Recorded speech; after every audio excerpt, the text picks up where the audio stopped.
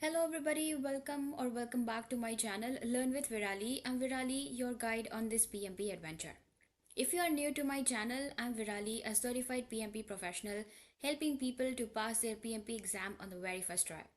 I've also opened up some free slots on SUPERPROF, so do check it out in case if you need any help in regards to your PMP application or have any questions for preparing for your PMP exam. So do check that link out. I'll be putting it in the description below.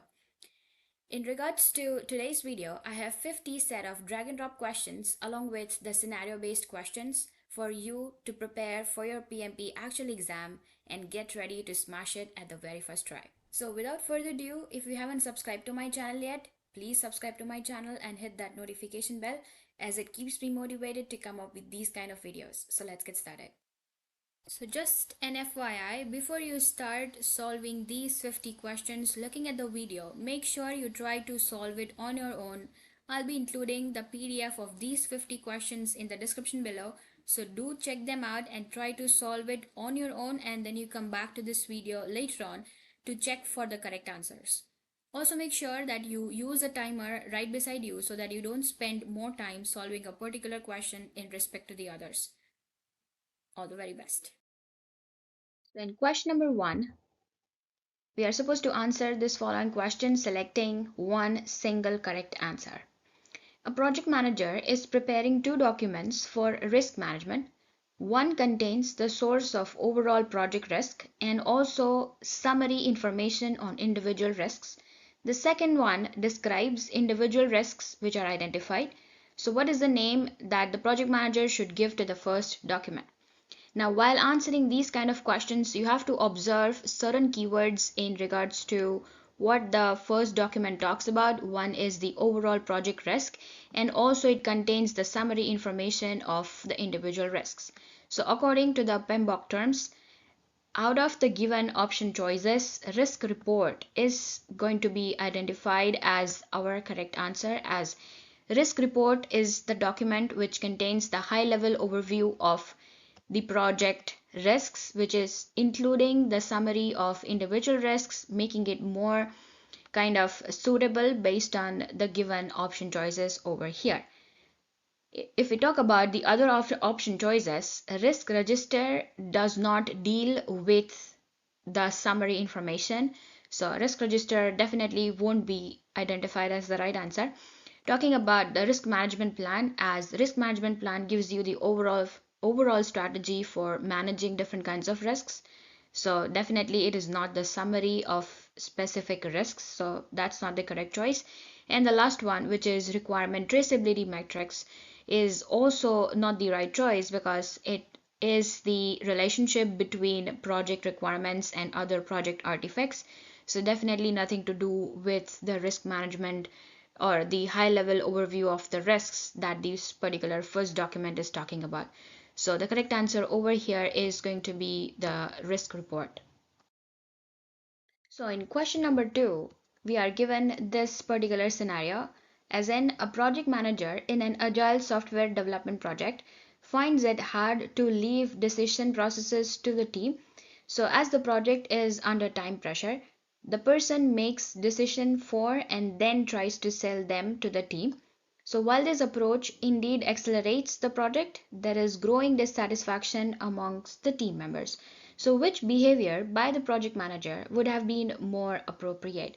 Now, whenever dealing with these kind of scenario based questions, make sure you identify the keywords given in the question to answer it pretty much fast. So the first one that we have over here is the project is following the agile methodologies. So all of us pretty much know, and according to the PMBOK terms, if you are following an agile process for developing a software project or a software product, you are supposed to have a servant leadership mindset. Okay, let's come up to the rest of the question, understanding what are the given options in terms of the correct answer choices. If we talk about command and control, so that is what the current scenario is talking about, so definitely that's not the correct choice. Coming down to top-down leadership is something that is happening at the moment, like the project manager is taking the decision and then passing it back to the team. or selling it back to the team. So definitely this is not the right choice. And the last one is use of control accounts. That is definitely nothing to do with the agile project management. So the correct answer, or the correct option choice over here, would definitely be servant leadership. So in question number 3, given that your project management team includes two external consultants, each from a different company, you found that repeated conflicts between the two consultants already slow down the project progress and jeopardize the achievement of objectives. So, which stage of team development can be difficult to overcome in such situation? Now, you have to understand that there are two people coming in from two different company cultures. So, there will be different types of conflicts happening in regards to how this particular project needs to be performed, or how this particular task needs to be performed. So in that case, which would be the most difficult part whenever we are dealing with these kind of consultants coming from a different organizational culture? So let's see the given options over here. So in regards to the first one, which says storming from forming, storming, norming, and performing, talking about the Tuckman's ladder of 5 different stages. Like they form a team, then they try to brainstorm the problem, then they come up with certain norms on how to deal with the problem, then they start performing, and at the final end it comes adjourning, which is the closing of the project. So it can be a potential solution. Let's move on to option number B, which is panic from enthusiasm, panic, hope, and solution. So here it's nothing to be panicked in regards to the situation, as there are two different consultants having two different mindsets coming up for a solution for a particular problem. So this would definitely not be the correct answer or the option choice that I would consider. Option number C talks about kickoff from assignment, kickoff, training, and communicating. The project doesn't have problems with it being kicked off or initiated. The project has already been initiated, and now the conflict is in regards to doing a particular task or executing a particular task. So again, kickoff is not the problem, so this is not the correct choice. Next is frustration from direction, frustration, cooperation, and collaboration. Definitely no, as there is no frustration for doing the project. It is two different mindsets that we are problem, or that is the problem that is being talked about over here. So accordingly, given the 4 option choices, I would mark option A as the right answer, as storming would be the difficult part in regards to dealing with two different consultants coming in from two different company cultures. Okay, so question number 4 is talking about a project dealing with the schedule and the cost performance indexes. As I can see the values of EV, PV, and AC given in the question. Let's read through the question. During a project, earned value analysis is performed, resulting in the following numbers, wherein you are given the value of EV, PV, and AC, and we are asked to understand which of the following given options display the correct results. So for doing that, remember, when you are taking your exam, the actual PMP exam, if you are taking it at the test center, you will be given a small calculator, like a pocket calculator, to you whenever you enter the examination room. So make sure you utilize the calculator correctly, pressing in the right numbers given over here in the question. I'll be using my phone calculator for now to do the given calculation. Now for us to understand the schedule and the cost performance index, wherein we'll be calculating SPI and the CPI of a project with the given values. So I'll be just writing SPI and CPI. In regards to the earned value management formula, if you are calculating SPI, SPI is nothing but EV by AC, or sorry, EV by PV, and CPI is EV by AC, which is the actual cost. Okay, now I'll be using my phone calculator to understand the values that I get for each of these SPI and CPI. So for SPI, it's EV, which is 523,000, divided by PV, which is 623,000, and that gives me value somewhere between 0.83, 0.83. All right. And for CPI, it's gonna be EV by AC, which is again 523,000 divided by $643,000. So that is going to be ending up somewhere around 0.81. Now, I am pretty much aware that the values of CPI and SPI, if they are below 1, indicates that project is over schedule and over budget. That means behind schedule and over budget, because it is less than 1. If it would have been greater than 1, then definitely it is under budget and under schedule. That means it is performing very good and we are ahead of the schedule.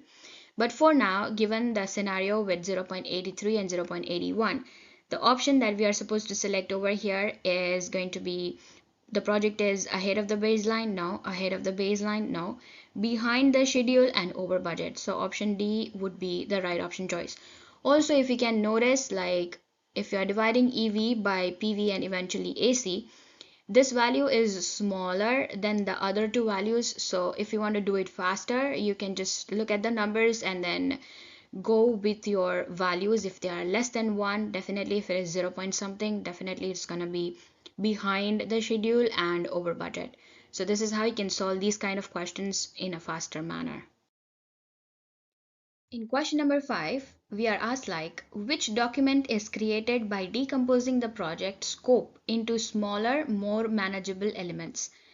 Given option choices are scope statement, network diagram, WBS, and the requested change. Okay, requested change definitely nothing to do with the given question or the given problem statement in the question, so I'm not going to select that. Scope statement is nothing to do with, again, decomposing the project scope, so I already have the scope statement, so I'm going to cancel this option out. Talking about network diagram has to do nothing with decomposing the project scope into smaller elements. Like we don't construct the network diagram first, we do construct the WBS first. So the correct answer choice is WBS over here. So for question number 6, a project management team decided to develop a risk management plan. What does this document describe? A. How risk management activities will be structured and performed. Next option we have is individual risks that the team will manage during the course of the project.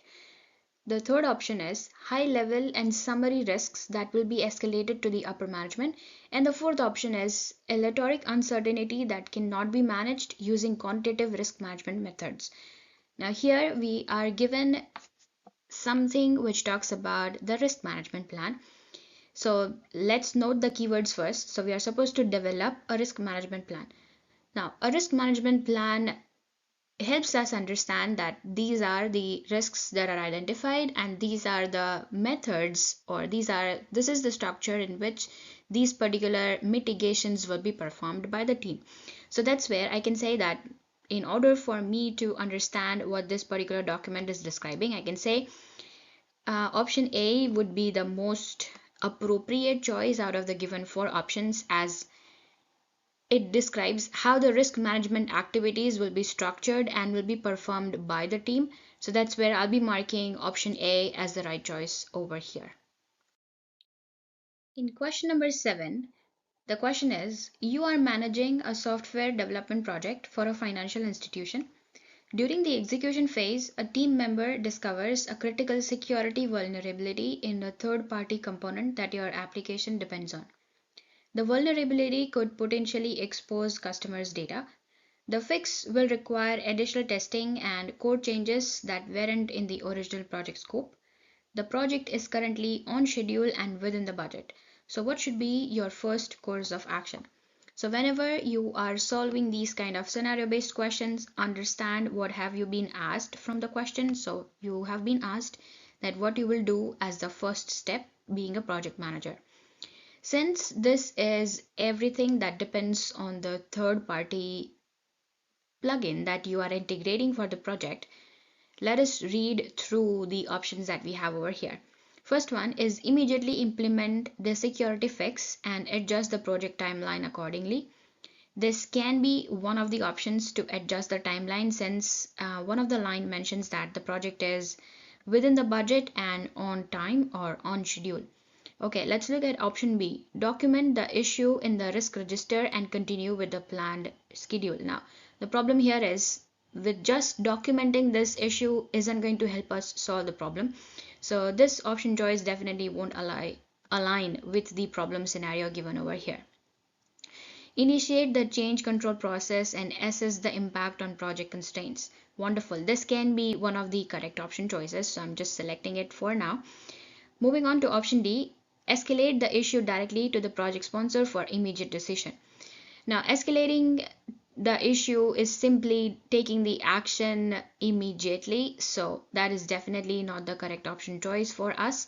So for now, looking at this current given scenario, again, option A is immediately implementing or taking action, not particular for a project manager to do as a part of first action. Like, you have to analyze the impact that this particular problem is going to have whenever you will release the project. So just implementing the solution is not the right option choice as your first step being the project manager. So option C over here would be the correct option choice. Okay, moving on to question number 8. A project manager has been asked to support an internal project request by developing a business case. So what kind of information is the person expected to provide in the document? We have options given over here as the detailed information from the business standpoint to determine whether bidding for a customer project will be successful. Option B stands the detailed information from the project management standpoint to determine whether the project will be successful. Option C says the detailed information from a technical standpoint to determine whether the project will be successful. And option D is the necessary information from a business standpoint to determine whether the project is worth the investment. Now, since here we are asked to understand or develop a business case usually talks about the things that that particular project will be doing in order for generating the business, or if we are bringing investors from outside or presenting it to somebody as a person who is going to sponsor the project or invest in the project, they need to understand how will they benefit once this project is going to be released. So business case do talk about all these information rather than it talking about how it will be successful, like mentioned in option number B and C, like the detailed information about the technical standpoint. No, it is not it is not necessary that all the investors would be technical at some point in time, so definitely not the correct option choice. Next is the detailed information about the project management standpoint to determine whether the project will be successful. So you cannot say that the project is going to be successful like right under the business case, so this is not the right choice. Talking about option number A is the detailed information from the business standpoint to determine whether bidding for a customer project will be successful. No, this is definitely not the right option choice. So we are only remaining now with the correct option choice, which is option number D, talking about representing it from a business standpoint to determine whether the project is worth the investment that that particular person is going to do into our project, acting as the project sponsor. Question number 9, we have been again given the EVM values, like earned value management values, that I can see in the question. So you found the following earned value analysis information for a project that was recently closed out, wherein the schedule performance index was 0.7 and the cost performance index was exactly 1. So what would you conclude in this project? A, the project has been cancelled while it was executed. At that time, the project was behind the schedule and on budget. Okay, now having CPI as 1, that means the project finished on budget or on to the correct determination of approximation that had been made before the project started. And SPI with 0.7 says it was behind the schedule, so it was completed late. Okay, so based on the information that we have, option number A says at that time the project was behind schedule and on the budget. Okay, option B says the project's deliverable has all been finished. The project came in behind schedule but on budget. Okay, this makes it more appropriate since in the question it says that the project has been closed out. So project has been successfully closed after it was executed, and this was the performance index that we have. So based on this can be a potential correct option choice, but let's read the next options. The project's deliverables have all been finished. The project came in ahead of schedule and on budget. The project is definitely behind the schedule, so this is not the right choice. And option D is the project's deliverables have all been finished. The project came in on schedule but over budget. Definitely wrong information that has been given in the option choice, since it is on budget but behind schedule.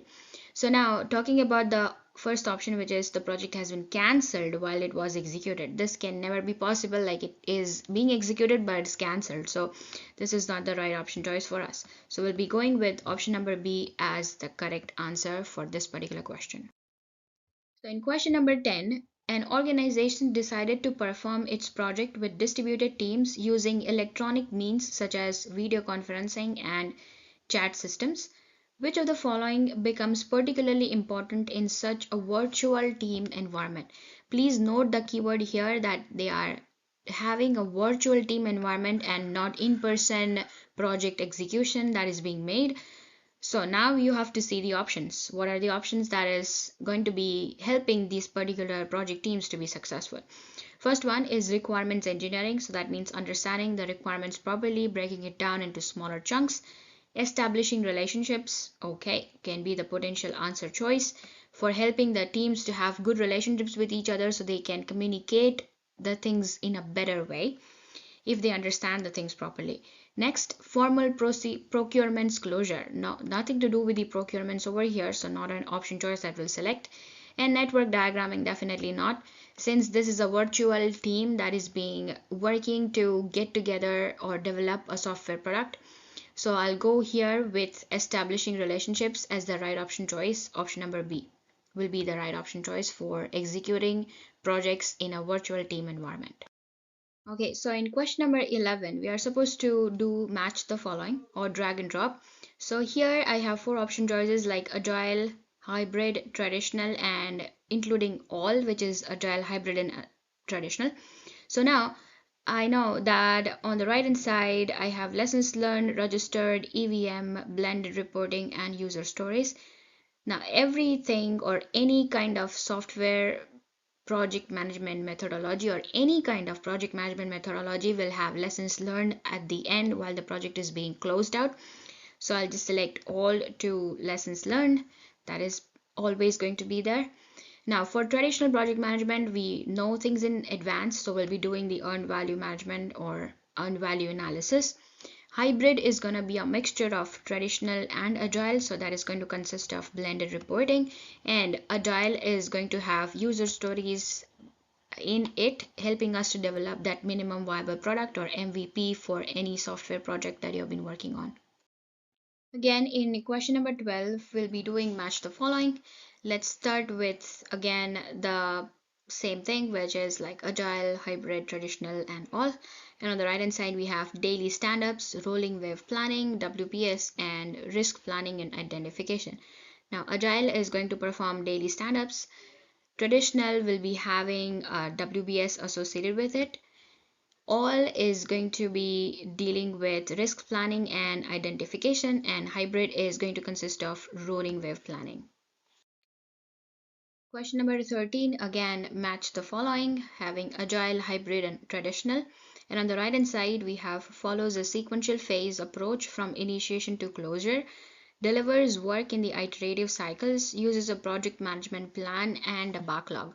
Okay, so for traditional, we know that we do everything in a sequential approach, right? When we start the project, that is project initiation, completing to project closure. Now, when we talk about agile, agile works in different types of sprints. So that's where we develop product backlog, deciding the priorities of tasks that needs to be completed during each sprint. And then the last one remains, which is hybrid, that is it delivers work in the iterative cycle. So in question number 14, we are doing again match the following, dealing with the types of risks like what is the risk response required in these particular scenarios. So you have urgency, proximity, dormancy, and connectivity. And on the right hand side, we have different times or the definitions of these particular risk responses. Let us start with the urgency first. So measures the time until the risk impacts the project. No. Assesses the speed at which a risk requires a response. Okay, that is the urgency. Talking about measures the time until the risk impacts the project, that is nothing but definitely dormancy. Talking about connectivity helps us to understand or identify how risks are interconnected with other project risks. And last thing we are left with, proximity, is evaluates the closeness of the risk event to the present time. So for question number 15, we are again doing match the following. I have agile, hybrid, traditional, and all. On the right hand side, I have Gantt chart, phase gate reviews, sprint planning, and stakeholder analysis. So all of us know that agile works with the sprint planning, so I'll connect agile and sprint planning. Traditional deals with a sequential approach to complete the entire project activities, so it needs a Gantt chart to have a visual sequential representation. Now all of these processes definitely do stakeholder analysis so that they understand how they need to communicate and manage their stakeholders. And then for hybrid, we have phase gate reviews.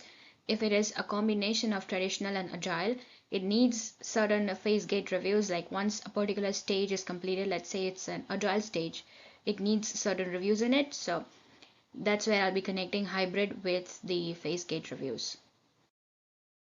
So in question number 16, again match the following, but this time we have mixed deliverables, resource management plan, resource management, and incremental delivery.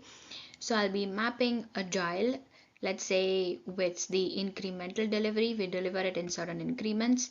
Next, everybody does do certain resources management. Talking about traditional does have a resource management plan, and hybrid is going to be definitely dealing with mixed deliverables, like some of them will be agile, some of them will be traditional, as identified as a hybrid project management methodology. Question number 17, again match the following. This time we have user stories, sprint retrospective, user personas, and on the right hand side we have their corresponding definition or what it does. So sprint retrospective is something we do at the end of the sprint, understanding what went right, what went wrong. So that's where we'll be considering it as user feedback reports. User personas is something when we understand how is our target demographics or target audience demographics, and user stories, I'm gonna link it with use understanding customer perception of value. Number 18, we have different categories to match like dependency mapping, smoothing techniques, and burn down chart. So we know that dependency mapping is to connect dependency A, let's say if it is dependent on task B to be finished, so we'll be connecting those dependencies together. So dependency mapping is adjusting activities within resource constraints. Burn down chart is something wherein we understand that this is the work that's remaining to reach to the finish line. So burn down chart is monitoring progress and predicting completion. And then smoothing technique is talking about the relationships between stakeholders and the project team. So it is identifying and managing the task relationships. Question number 19, we have again match the following with histogram analysis, rolling wave planning, and Moscow method. Now, on the right hand side, we have the definitions for these three things. We know histogram is something when we map frequency with time. So I'll just search for analyzing allocation over time. Okay, I'll map histogram with the third option. Dealing with Moscow method, that is must have, should have, could have, and would not have, won't have. So that's what I'll be mapping it with the second option. And then rolling wave planning is the last one, which is going to be mapped with the first thing, which is detailed near-term planning, while keeping the long-term planning as a flexible planning. Reaching towards question number 20, again match the following. Now this time we have daily stand-up, sprint retrospective, sprint review, and sprint planning. Talking about the options on the right hand side, we have team members discuss progress, impediments, and plans. This is something that happens during the daily scrum meeting. You talk about what is your progress, what are your blockers, that is your impediments, and what are your plans for completing this task. So that happens in the daily stand up. So I'm just going to map daily stand up with this one. Moving on to sprint retrospective, that is talking about the previous or the past sprint wherein something went right, few of the things needs to be improved and so on. So let's go look for the option which talks about the team reflects on the past sprint to identify improvements. So sprint retrospective to be mapped with the last option. Talking about sprint review. Sprint review is something like you complete the task and then you present it to the stakeholders. That is nothing but the sprint review, which is this one. The team demonstrates the work completed during the sprint to the stakeholders. And sprint planning is the work that is going to be accomplished in the upcoming sprint. Coming to question number 21, the question is, which of the following is a Scrum event? Please don't misinterpret or misunderstand this question. This question is asking you that which of the following is a event in which it is going to be a time boxed. So now, Scrum is definitely a 15-minute long daily stand-up that we do, but here you have been asked as a Scrum event. Understand the question properly. Options are time boxing, sprint retrospective, product backlog, and the fourth one is a sprint backlog. Now, all of us know that time boxing is definitely a part of Scrum. That is, it does hold in for sprint and the planning meetings, but it's not an event. Talking about product backlog again is not an event. It is an artifact of Scrum. So that's not an event. Next is sprint backlog, which is the last option. Again, that is also an artifact of Scrum, not an event. So the correct option choice over here is going to be sprint retrospective, as it is going to be a time boxed event which happens after the sprint is finished or after the sprint is completed. You sit and you retrospect on whatever were the lessons learned during the sprint, what went right, what went wrong, and then that is going to be a 2-hour long meeting that you will be conducting for focusing on navigating through those challenges and successes that you gathered on during that sprint execution. Okay, moving on to question 22. A change request in a project was rejected some weeks ago. Yesterday, the project manager found out that it was nevertheless implemented by team members who received information about the request but missed the communication on its rejection. So, in order to avoid such a situation, what could have improved communications and avoided misunderstanding? The options over here that we have is changing the communication method, changing the communication style, asking for acknowledging message, and monitoring and controlling risks. Now here the question or the problem statement given to us is in regards to missed communication. So it has nothing to do with the risk. So this is cancelled. That is option number 4 is not of a use in this scenario. Let's talk about changing the communication method. Now, if you change the communication method, this could help, but it will not guarantee that the message is being reached to the team. So again, this is not the right choice. Next is changing the communication style. Okay, again, changing the communication style can definitely help with improving the clarity, but definitely it's not going to ensure the acknowledgement of the message. So I'm just going to cancel this off as well and mark C as the right option choice. Question number 23. According to the project plan, a contractor is scheduled to deliver the next software increment today afternoon. A regular monthly payment is due to be made to this contractor tomorrow. You and your project team received a note this morning informing you that the software delivery will be delayed by 2 weeks. So what should you do right now as a project manager? Let's look at the options. Option A says you should delay the payment for 2 weeks too. Now, this is something that you're taking an action immediately. Like, since the contractor is delaying the task, which is supposed to be delivered this afternoon, you are also delaying the payment for 2 weeks, which is not helping us to resolve this issue if it is going to be occurring later on in the project as well. So I'll not go with these options anyway. Option B is you must immediately find and change to a different contractor. Again, this is taking the immediate action, not recommended, being a project manager. Third one is you should consult with the contractor to understand and jointly resolve the delivery issues. This can be a potential correct option choice that I would select. Like, you have to meet with the contractor to understand why something is causing a delay or how it can be resolved. If we meet together, we'll understand those things and then we'll proceed further, helping to resolve issues. And that's how a normal project manager should react. So I'll just keep it open and read option number D, saying you should make the payment and reschedule the project, incorporating the delay. This would not help us to understand like what is something that is causing the contractor to delay the delivery. So I'll not go with option number D as well. The most appropriate, or the option that is aligning with the problem, is option number C. So that is what I'll be marking it as the correct answer choice. Number 24. What is the acronym RACI commonly stand for in the project management terms?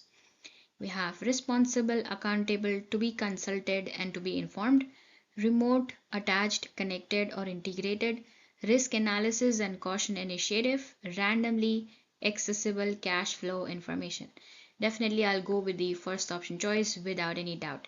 So, RACI stands for R stands for responsible, A is accountable, C stands for to be consulted, I stands for to be informed. Okay, I have been given again an EVM case scenario wherein I have the values for EV, PV, AC, BSC, and ESC. Let's read through the question. So you are assigned as a project manager to a project which had one-time cost variance in the past caused by unexpected rework which has meanwhile been finished and paid. You expect future cost of the project to remain as originally planned. So you perform earned value analysis and get the following results. So based on the result, what is right? Like project is under budget, over budget, or on budget. So here we are supposed to calculate the cost variance, which is CV, and or we can also calculate CPI, which is cost performance index, like how the project is performing based on the given results that we have obtained from earned value analysis. So now we know the formula for CV is EV minus AC, EV minus AC. And for calculating CPI, we have the formula like we can take EV, which is earned value, and divide it by the actual cost. So if we calculate both of these values, like first of all calculating CV, which is cost variance, EV minus AC is going to give us a negative value, as AC or the actual cost is more. So this time we have negative value of $25,000. 25K is something that I'm going to write over here. And for CPI, I know EV is less than AC. That means it is somewhere less than 1. So this makes me understand that since CV is negative $25,000 and CPI is less than 1, that means the project is over budget. That's how option B is the correct choice. Number 26. An estimation has been made for a construction project that the construction of a residential home will cost a certain amount per square foot of the living area. So which type of estimating is the estimation that is being done over here? We have story point estimating, bottom up estimating, top down estimating, and parametric estimating. Here the residential homes are being estimated based on per square foot of the living area. So that is based on a parameter. That's where I'll be marking option D as the right option choice over here. There is nothing to do with the detailed estimation that's happening. So bottom up, definitely a big no. Top down, definitely a big no. And story point has nothing to do with the scenario given over here. So the correct answer is option number D. Okay, let's look at question number 27. You have been assigned as a project manager to a bridge construction project. While you and your team are still working on WBS, estimates for activity durations are already made. So these are based on the activity list from the previous project and they vary significantly. Obviously, as a team member, have different concepts of work that needs to be done. So which additional documents may help you clarify the work requirements in this situation? Alright, now let's look at the options. So final project schedule, network diagrams, and human resource plan. Okay, there is nothing to do with human resource plan. This is a totally made up term. Activity cost estimates and scope baseline. This can be a potential correct choice. Next is activity descriptions and project scope statement. Final project schedule is not going to help us to break it down into or decompose it into smaller work tasks. So I'm just going to cancel this off and I'm going to rely on these two option choices. Now, let me analyze option number D, activity descriptions and the project scope statement. It is going to help us to kind of address the root cause of varying estimates. So we need to understand each activity in detail, and that's how we'll be able to kind of navigate through the potential issue that is being described in the question. So I'm just going to select option number D over here. Question number 28 is given to us like what is the S curve in the project management. So for S curve, all of us know that S curve in the project management is a graphical representation that shows the cumulative cost, different efforts that were made, or resources over the project timeline. Now, we know that we have a shape like S wherein there are three different phases which are being represented, like at the top, at the middle or the center, and then at the bottom. So we have three different phases like initial, middle, and the final phase. So now let's look for the description of the S curve in project management. So the description for option number A says a graph that is generated if a normal curve is integrated. No. Option B says a graph that is to be integrated to generate a normal curve. No. A metaphoric description of short-term uncertainties that are present in every project. No. And the fourth one is the graph that describes the typical growth of costs and earned value during the course of the project. Absolutely correct. So option D is the right option choice over here. Question number 29. A company is interviewing different individuals to join an agile project as a team member. The person is expected to have broad general interests, knowledge and skills, and one area of specialization. Please read the question properly. So the person is required to have broad interests with one specialization in them. So now what is the term that is commonly used in agile environment for a person with such a skill set? We know that there are different kinds of persons having to talk about T-shaped, I-shaped, time boxed, and user story driven. Let's break it down. There is no person or a person with a skill set which says user story driven, so I'm going to cancel it off. Time boxed, nothing to do with the type of person. Talking about T-shaped and I-shaped. Now, T-shaped individuals do have a deep expertise in one specific area, that is the vertical line, but they do possess a good understanding onto various other aspects, like a broader knowledge onto different disciplines related to the project. So I would say that the given question requires a person like a T-shaped person. As you can see, like a T, this is a specialty in one single area, and then this line on the top indicates that they have broader understanding of different aspects related to the project. So here the correct answer is T-shaped. Alright, let's look at question number 30. The team has just adopted an agile approach. During daily stand-up meetings, the team expressed concerns about the task delays. The project leader worked with the product owner to get clarity on the features. Project leader asked the team to fast-track all the product features to ensure delivery. Sprints are being completed but with either fewer features or low quality. So what should the project leader have done to ensure the success of the project? Option A states ask the team to create an impediment log and keep it updated for use in the next sprint planning. Option B says directed teams to possible solutions that help in removing the impediments and contribute to a timely delivery. Okay. Option C says suggested to the team to add impediments as work items in the product backlog to be fixed in the next sprints. Okay.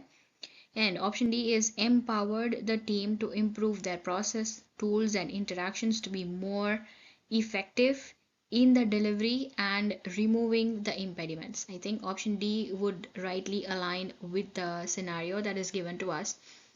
The project leader would have kind of empowered the team more in order to improve the processes, tools, and their interactions to be more effective in delivery along with removing the impediments that came in as a blocker, thereby resulting in low delivery, which is happening at the moment, which would have improved to a successful delivery at the end. Okay, coming back on to match the following types. CCB stands for Change Control Board.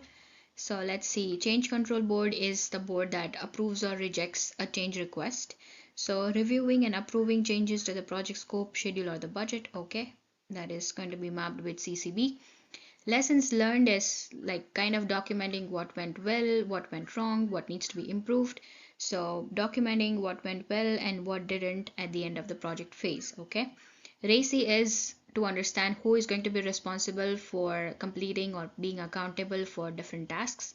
So RACI chart is defining roles and responsibilities for project tasks and deliverables, and the last one is Gantt chart that helps us in visualizing the project schedule, showing task duration and dependencies. So this typically happens during the traditional project management, that you use Gantt chart to visualize these activities in a sequential manner.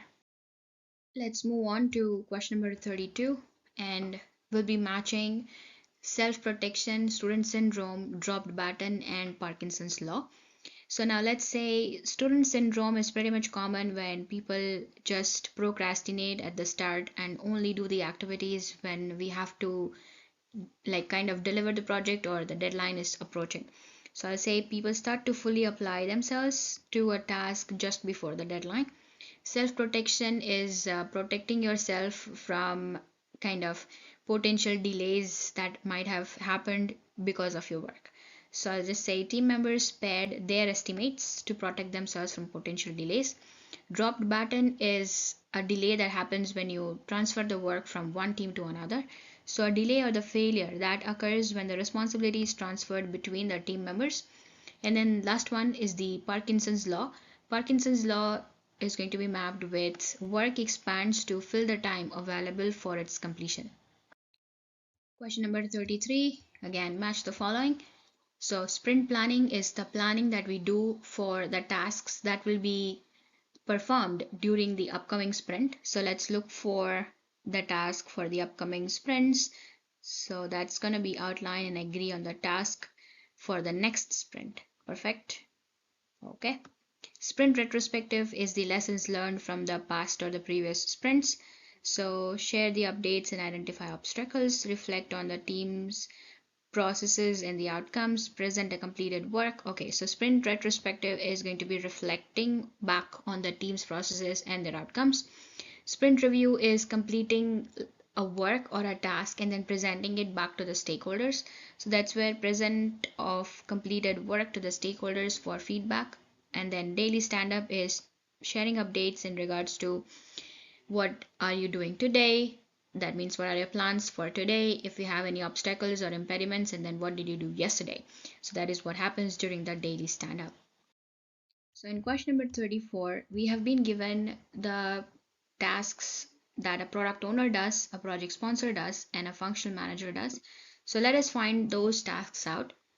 Let us start with a product owner. So a product owner in the agile environment empowers the team to self-organize and make their own decisions.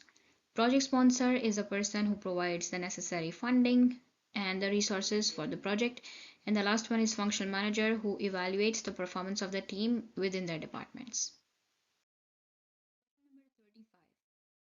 Time boxing, Kanban method, and PDM. PDM stands for precedence diagramming method. So that helps us to visually relate different tasks. So let us start matching these terms. PDM, that is precedence diagramming method, is nothing but a visual relationships of different tasks. Kanban board is visualizing work in progress, and then time boxing is allocating fixed periods of time for completing different set of activities.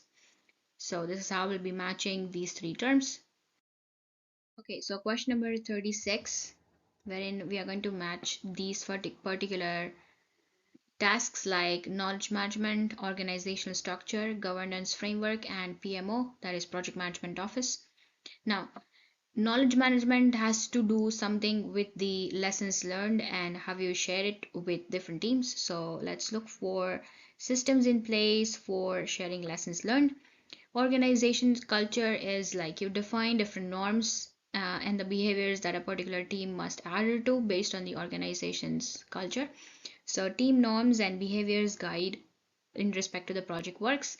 Governance framework is to clearly define decision making processes, and then PMO is will be having a central oversight of all the project practices, managing different projects all together at one single place, which is the PMO office.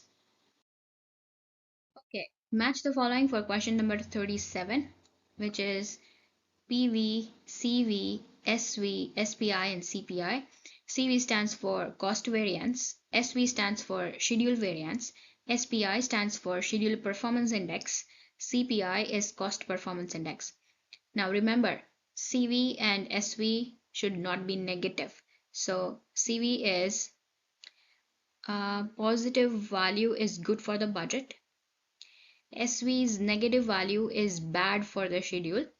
SBI is going to deal with 1 or greater is ahead of schedule, and CPI is under 1 is definitely over budget.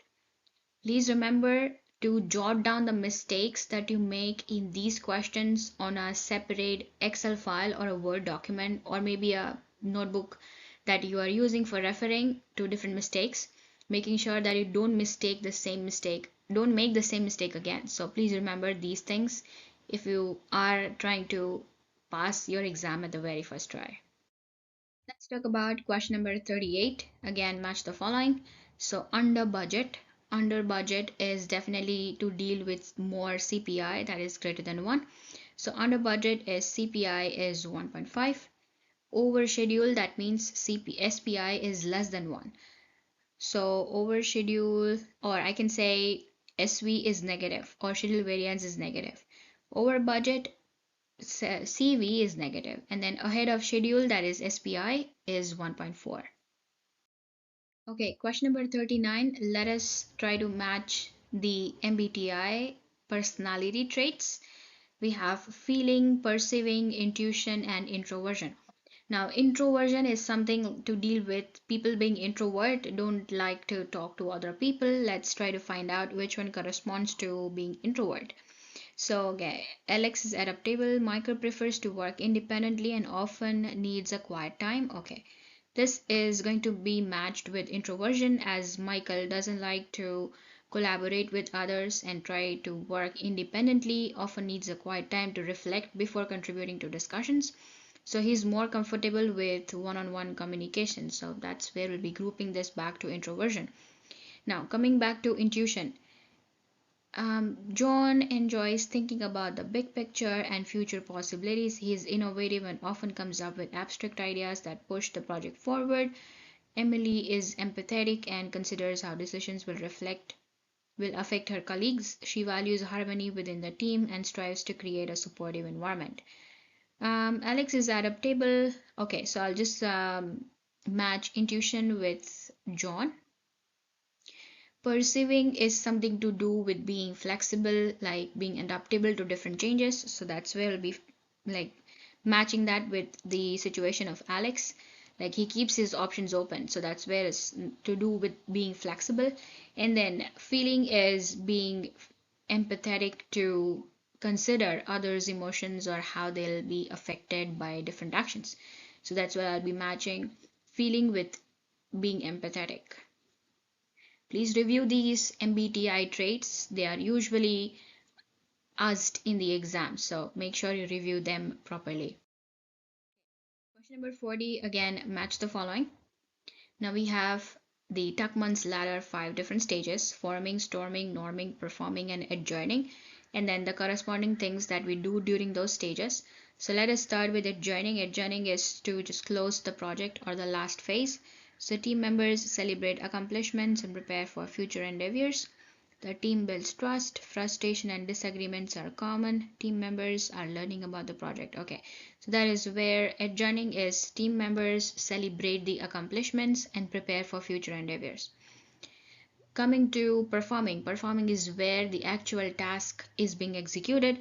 So that's where we'll be mapping this up with high productivity and synergy characterize this stage.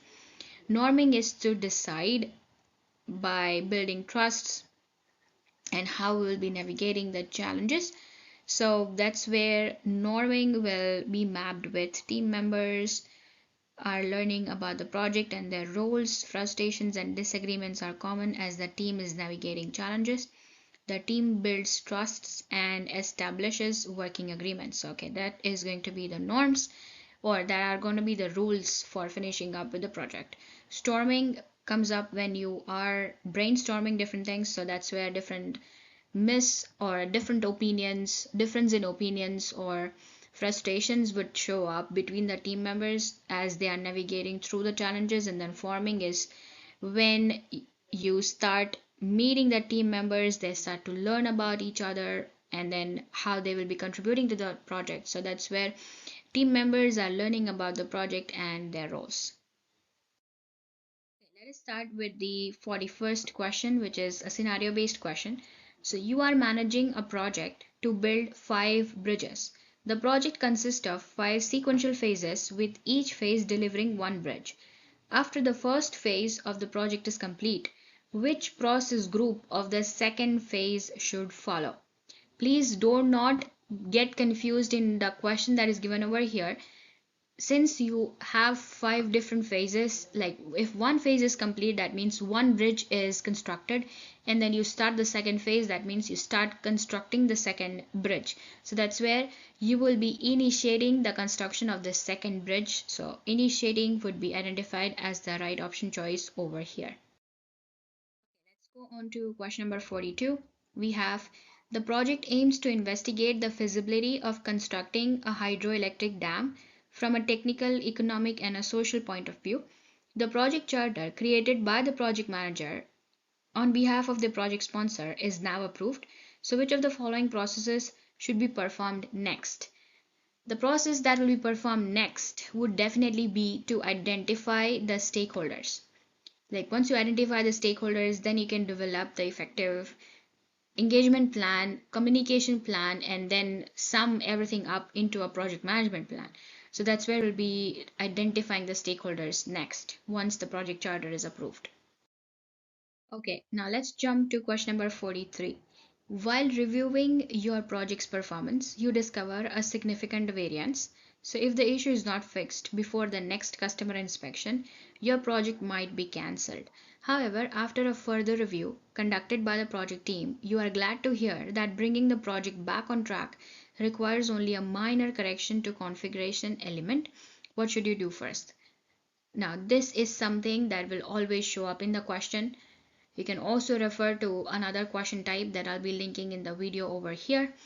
So, in order for answering this question, like what should be the action that has to be taken by the project manager, you need to submit a change request, changing the configuration element, making sure that you are doing it in an appropriate documentized process, like you don't skip different stages. So, submitting a change request would be the correct option choice over here. Question number 44. A company has authorized a dedicated change control board CCB to review and evaluate all the change requests that are submitted for any project. So if the project sponsor is a member of CCB, which of the following best describes an individual or a group that can request a change on the project? Project manager, project sponsor, project team, or any stakeholder. Now remember, in project management terms, any stakeholder, that means it can include a project manager or a project sponsor or team members or customers or basically any individual that is impacted by the project in a positive or a negative manner can submit a change request. So that means the change control board evaluates the request from all these kind of stakeholders and then decides to either approve them or reject them based on the scenario. So I would say any stakeholder here would be the correct option choice. That will include definitely the first three, so the answer over here is any stakeholder. Question number 45. The project is in execution, but your project team is unable to stop arguing about the project milestones and specific risks associated with them. This ongoing conflict puts the project at risk of running behind the schedule. So, what would likely have helped avoid this conflict had it been properly created at the first? So, now here the conflict is in regards to different milestones. Now, these milestones would come with the different documents, like you might think that maybe work breakdown structure was not appropriately scheduled. That can be a correct choice. A project charter does not have to do anything in regards to the milestones. Quality metrics, definitely nothing to do with different milestones, so definitely a big no. And physical resource assignments is not something which is going to discuss how these project milestones are mapped. So the answer over here would be WBS as the correct option choice. Let's come to question number 46. A project manager meets with a customer for initial discussions about an upcoming project. At the end of the meeting, the customer asks the project manager for a rough estimate of the project duration.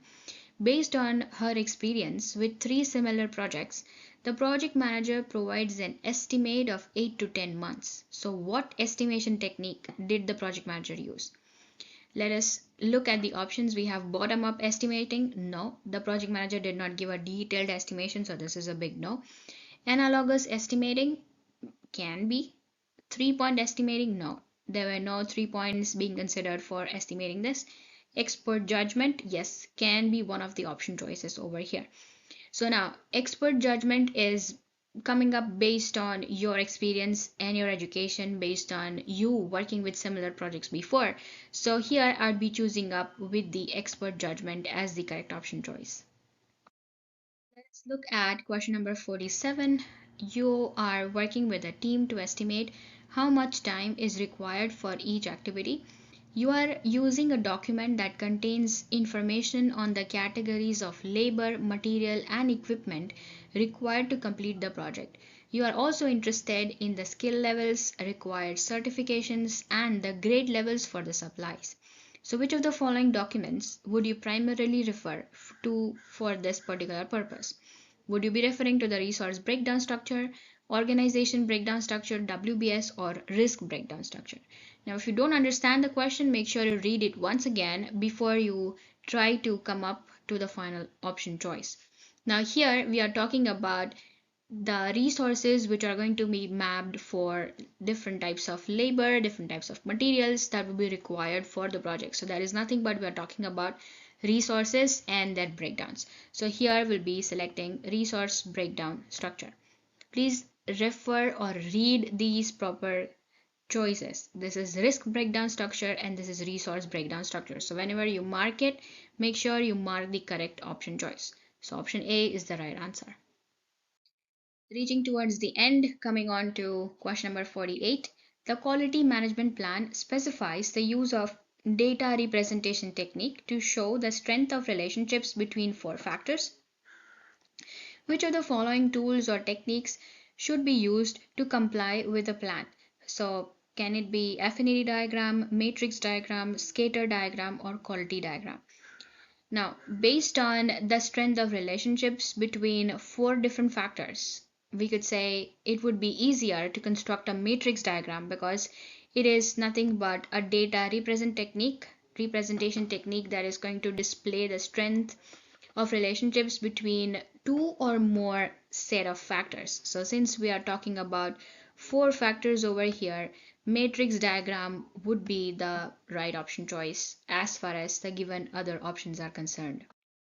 Question number 49. To define the product that will be produced by the project team is using product analysis technique that helps with breaking down the high level requirement into the level of detail needed to design the product. So which of the following is the product analysis technique used by the team?